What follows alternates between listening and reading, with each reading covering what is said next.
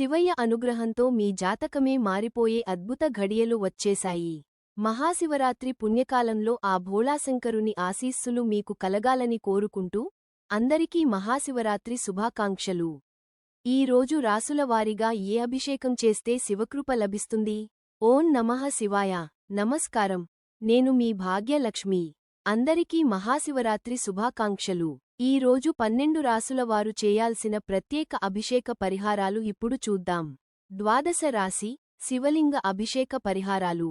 మేషం, శివలింగానికి తేనెతో అభిషేకం చేయండి. పనుల్లో ఆటంకాలు తొలగుతాయి. వృషభం, ఆవు పాలు లేదా పెరుగుతో అభిషేకం చేయండి. మానసిక ప్రశాంతత లభిస్తుంది.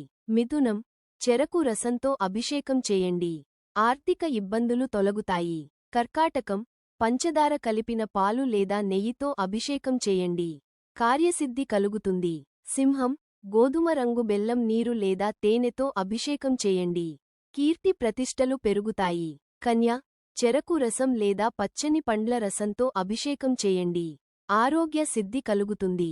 తుల, ఆవు నెయ్యి లేదా పండ్ల రసంతో అభిషేకం చేయండి.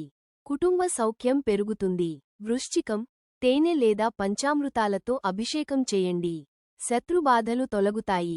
ధనుస్సు, పసుపు కలిపిన పాలు లేదా పసుపు నీటితో అభిషేకం చేయండి. అదృష్టం వరిస్తుంది. మకరం, నల్ల నువ్వుల నీరు లేదా కొబ్బరి నీటితో అభిషేకం చేయండి. శని దోషాలు తొలగుతాయి.